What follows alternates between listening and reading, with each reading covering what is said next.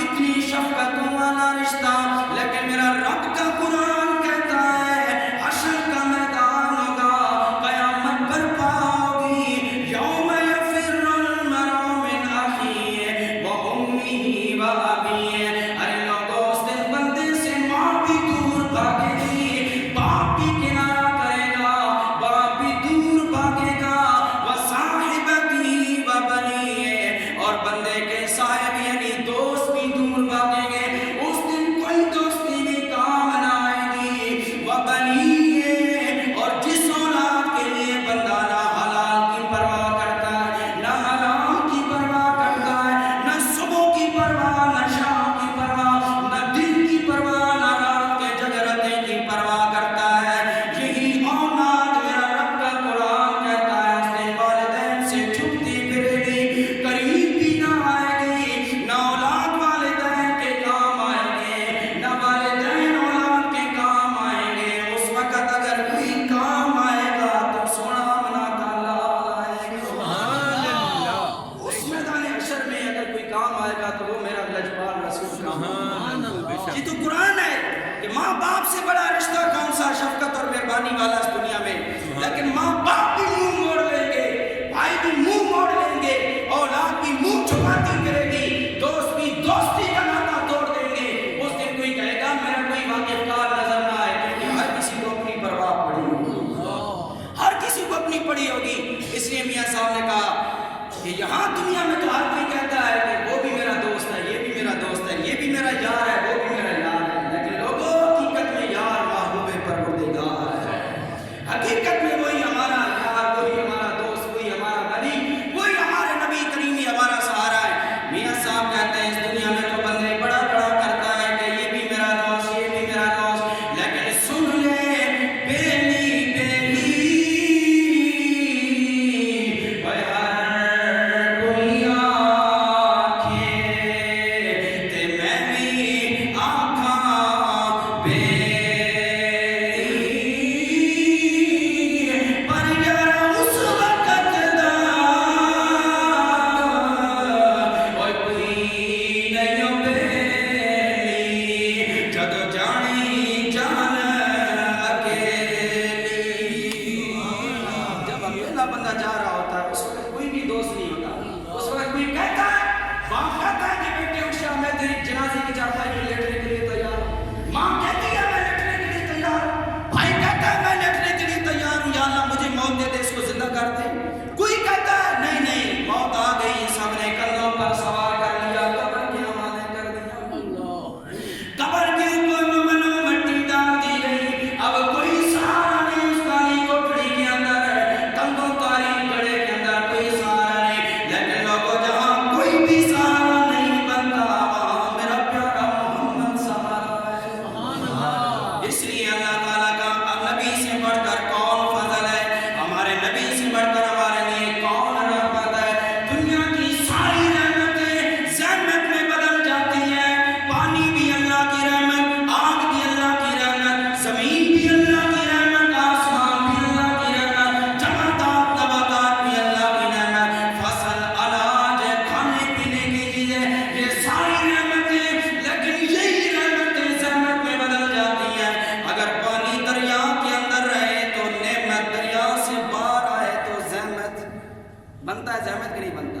دریا کے اندر پانی رہے تو نعمت ہے، نعمت ہے، دریا سے باہر آ جائے تو سیلاب آ جاتا ہے کہ نہیں آ جاتا؟ بستیاں کی بستیاں برباد ہو جاتی ہیں نہیں ہو جاتی؟ یہی پانی اللہ کی رحمت ہے، لیکن دریا سے باہر آئے تو زحمت زحمت میں بدل جاتا ہے۔ لوگوں ہر دنیا کی نعمت کا دو پہلو ہے، دو آپشن ہے، ایک مثبت ایک منفی، ایک نفع والا ایک نقصان والا۔ پانی نفع بھی دیتا ہے لیکن نقصان بھی دیتا ہے، آگ نفع بھی دیتی ہے کہ کھانا پکتا ہے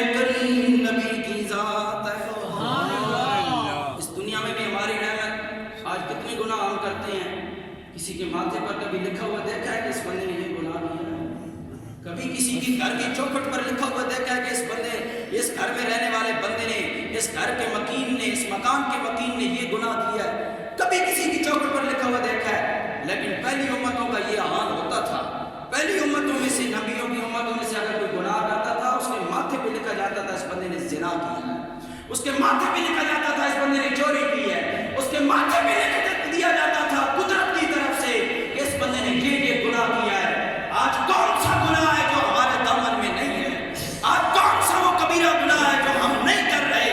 لیکن کوئی ایک بندہ دکھا دو جس کے ماتھے پر لکھا ہوا ہو اس بندے نے زنا کیا ہے، اس بندے نے گناہ کیا ہے، اس بندے نے غیبت کی ہے، اس بندے نے بدکاری کی ہے، اس نے فلاں سیاکاری کی ہے، کسی کے ماتھے پر لکھا ہوا نہیں دیکھا۔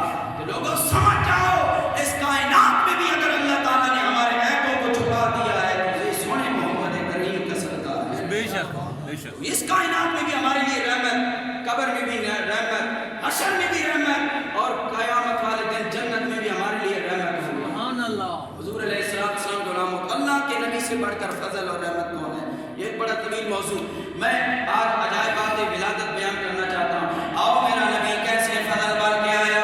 اگر میرا نبی عبد المطلب دادا جان کی پیشانی میں چمکا، عبد المطلب شان والے بن گئے، عزت اور احترام والے بن گئے، عبد المطلب سے لوگ آتے ہیں، کفار مکہ دعائیں کرواتے ہیں، جو بھی التجا عبد المطلب کی بارگاہ میں لے کر آتے ہیں۔ عبد المطلب جب ابو قبیس کی پہاڑی پر چڑھ جاتے ہیں، وہاں چڑھ کر ہاتھ پھیلا کر خدا کی بارگاہ میں دعا مانگتے ہیں، خدا کی بارگاہ میں دعا مانگتے ہیں، خدا کی بارگاہ میں دعا مانگتے ہیں۔ میں یہ فکرہ 3 مرتبہ اس لیے دوہرا رہا ہوں، جو کہتے ہیں نبی کے والدین نعوذ باللہ مشرک تھے، نبی کے والدین نعوذ باللہ کافر تھے، میرے نبی مسلمان پیدا ہوئے۔ ارے لوگوں ظالموں، جو خدا سے مانگ رہا ہے نبی کا دادا، وہ مشرک کیسے ہو سکتا ہے؟ پہاڑی کی چوٹی پر کون سا بت پڑا ہوا تھا؟ ارے عبد المطلب نے بت سے نہیں مانگا، آسمان کی طرف نگاہیں پھیلا کر ہاتھ اٹھا کر مانگ رہے ہیں، یا اللہ ہماری یہ حاجت پوری کر دے۔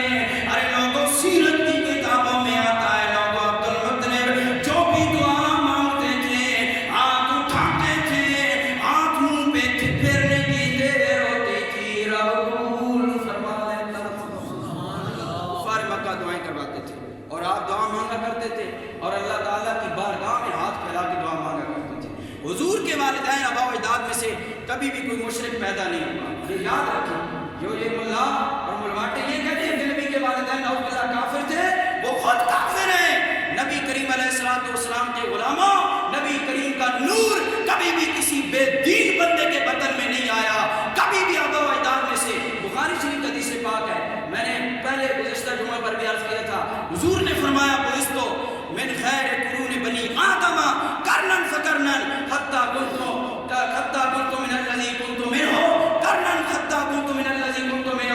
میرے نبی کریم نے فرمایا لوگوں، اللہ تعالیٰ نے حضرت آدم سے لے کر مجھ تک، میرے والد تک، اللہ تعالیٰ نے ہر دفعہ قبیلے اچھے پیدا کیے، ان اچھا قبیلوں میں سے پھر جو اچھا قبیلہ ہوتا تھا، جو اللہ کا فرما بردار ہوتا تھا، اس کے بدن میں میرا نور منتقل ہو جاتا۔ سبحان اللہ۔ یہ حدیثیں پاکیں آپ کو نہیں نظر آتی؟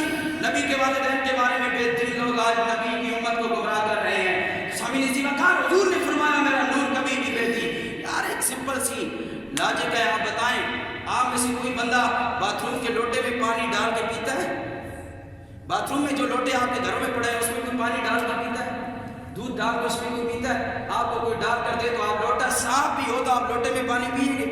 نہیں پی۔ آپ میں اتنی عقل ہے کہ آپ کو لوٹا، کیونکہ لوٹا استننے کے لیے ہوتا ہے، باتھ روم میں رکھنے کے لیے ہوتا ہے، پانی کے پینے کے لیے پیالہ ہوتا ہے، خاص برتن ہوتا ہے۔ اگر آپ میں اتنی عقل، اتنی حکمت ہے، مجھے بتاؤ رب العالمین تو ان اللہ علیم حکیم ہے، وہ تو سب سے زیادہ جاننے والا، سب سے زیادہ حکمتوں والا، دانائی والا ہے، وہ تو دانائیوں کو پیدا کرنے والا خالق ہے۔ کیا اللہ تعالیٰ کو پتہ نہیں تھا کہ میں اپنے نبی کا نور ایک مشرک اور بد کردار بندے کے بسن میں ڈالوں؟ اللہ تعالیٰ کو نہیں سمجھتی نعوذ باللہ۔ پھر کتنی عجیب بات ہے، یہ لوگ جو نبی کی شانوں کے انکار کرتے ہیں وہ حقیقت میں اللہ کا انکار کرتے ہیں، وہ حقیقت میں اللہ کا انکار کرتے ہیں۔ ایسے لوگوں سے بچا کریں۔ میرا مقصود یہ ہے، کسی پر ہمیں ہٹ کرنے کی ضرورت نہیں ہے، لیکن اپنا عقیدہ تو بیان کرنے کا مجھے حق حاصل ہے۔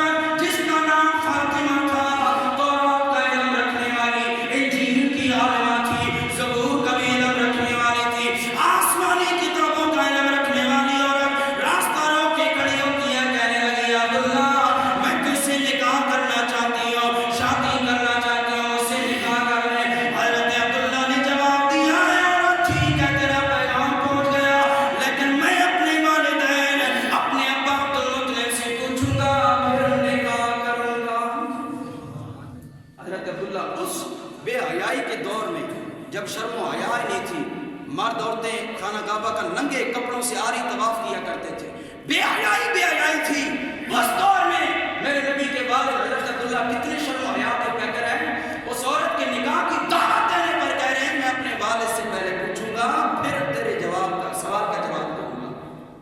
آج ہمیں یہ دعوت فکر ہے، رکا اس لیے ہوں کہ دعوت فکر ہے ہمارے نوجوان نسلوں کے لیے جو اپنی لو میرجوں کے پیچھے بھاگ رہے ہیں، اپنی من پسندوں کے پیچھے بھاگ رہے ہیں۔ ارے لوگوں، ہمارے آبا و اجداد نے ہمیں بتایا ہے اپنے والدین کی تابعداری میں عزت ہے، اپنے والدین کی فرمانبرداری میں برکت ہے، رحمت ہے، اللہ کا کرم ہے۔ ارے لوگوں، اس بے حیائی کے دور میں میرے نبی کے والد شرم و حیا کا برکت بن کر اس نے خودن عالمہ عورت کو جو اتنی پڑھی لکھی عورت نکاح کی دعوت دے رہی ہے قبول نہ کیا۔ حضرت عبدالمطلب کے پاس گئے، اس وقت عبدالمطلب نے خانہ کعبہ میں اپنے بیٹے کو لے کر گئے، خانہ کعبہ کے اندر سیدہ طیبہ طاہرہ اما آمنہ سے عبدالمطلب نے نکاح فرما دیا۔ آمنہ بنت وہب سے نکاح حضرت اللہ کا ہو گیا، آپ نے وہیں پر اپنی حق زوجیت ادا کی ہے۔ پھر اس کے بعد آپ چل پڑے اپنے گھر کی طرف، راستے میں کوئی عورت آ رہی ہے، دیکھا اس عورت کی طرف، اس عورت نے اپنا رخ موڑ لیا، اپنا منہ چھپا لیا۔ عبداللہ کہنے لگے اے عورت، تو میرے عشق کی دعوے دار تھی، تو مجھ سے نکاح کرنا چاہتی تھی، شادی کی باتیں کیا کرتی تھی، آج مجھے دیکھ کر منہ کیوں موڑ رہی ہے؟ حضرت عبداللہ نے میرے نبی کے والد نے جب یہ کہا، اس عورت نے کہا عبداللہ میں کوئی گندی عورت نہیں، مجھے غلط عورت نہ سمجھ، میں تجھ سے نکاح نہیں کرنا چاہتی تھی، بلکہ تیری پیشانی میں جو وہ عظمتوں والے نبی کا نور چمک رہا تھا، میں چاہتی تھی تجھ سے نکاح کر لوں، وہ شان والے نبی کی ماں بن جاؤں۔ میں تو یہ چاہتی تھی، اور وہ نور اب کوئی اور آمنہ لے گئی ہے، اب میرا کسی کوئی کام نہیں۔ میرے نبی کریم کے علماء حضرت عبداللہ کی پیشانی میں نبی کا نور چمکا، حضرت عبداللہ شان والے بن گئے، میرے نبی کا نور حضرت آمنہ کے بدن میں آیا۔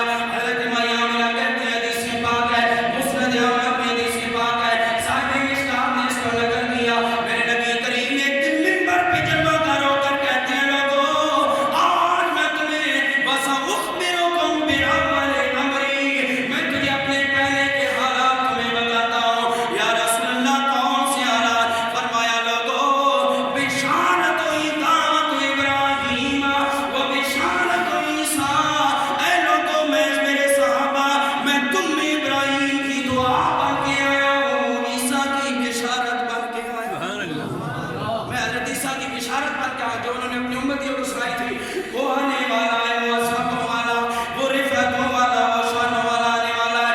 آگے میرے نبی کریم نے اپنا میلاد بیان کرتے ہوئے فرمایا، حدیث کا آخری حصہ میرے نبی کریم نے فرمایا لوگوں میں ابراہیم کی دعا، حضرت عیسیٰ کی بشارت، وَرُؤْيَا أُمِّي الَّتِي رَأَتْ حِينَ وَلَدَتْنِي وَقَدْ خَرَجَ لَهَا نُورٌ أَضَاءَ لَهَا مِنْهُ قُصُورُ الشَّامِ، اے لوگوں میں اپنی ماں کا وہ نظارہ ہوں جو اس نے جنم دیتے وقت دیکھا تھا، کیا دیکھا تھا؟ میرے نبی بیان کر رہے لوگوں میری ماں نے وہ نظارہ دیکھا تھا جس نظارے کی برکت سے ان کے بدن سے نور نکلا تھا۔